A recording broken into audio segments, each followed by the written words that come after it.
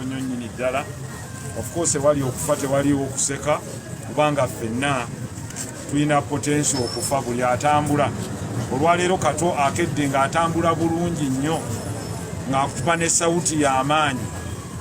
Nze ansinkanyeko ampiseeko awo ku ofiisi gwe mulundi gwe nsoose okwogera ne Kato ne tumala just ddakiika 3. Era zze bw'ati naŋŋaabulaga ne mugamba ate Kato wange. Kato nangwa mu kifuba ati naŋŋaabula kyakitu ne muganga ogaba ekifuba kya kitundu. Naŋŋamba obwedda ate nkunoonya nnyina kyeggamba. Ate nange ne muga Kato nnyina wendaga kati kankuneekonewo naŋŋaa bwe kiri bula nange ntegeka muzannyo ogwo ogwagundi. Naye ebbanga lyemmaze na Kato simuwulirangako nga basawuti ya ddoboozi nga kambwe ennyo nga kumu. Naye nga ffenna tetuyinza kumanya nti Mungu kyekyo ali mu kkubo. So ffe twawukanye naye essaawa zibadde nga 9 enza okuddamu nga bankubira banzuukusa nti inna lillahi wa inna ilaihi rajiun. Kato takyali ate nga kwe okugera kwa Mungu ffenna kwe tutayinza kuzanyiramu. Allah bw'aba ageze ebisigadde.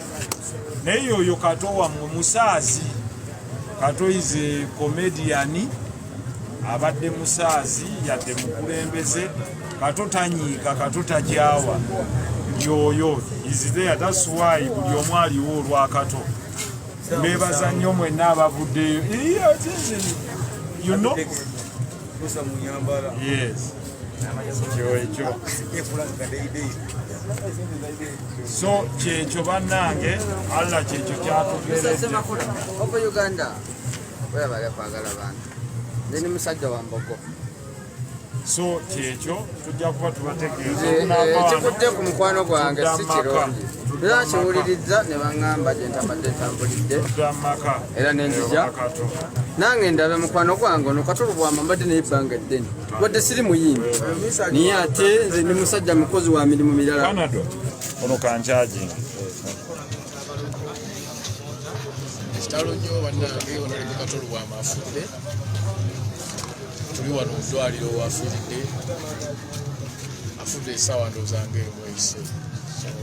Kitalo nnyo abadde mulamu emisana wonna. Bwateekateeka ye abaamanyi kalenda eweddeko. Wako mileage weggwerako batosobola kwongerako kintu kyonna. So ebirala tujja kubibategeeza nga tuyita ku mikutu gyaffe egy'enjawulo. Bwetutyo bwe tuli embeera mwe tuli. Honorable Kato Lubwama esiiza omukomerero. Obako message ono kitunyweta papa. Kubiddwa essimu badde waka.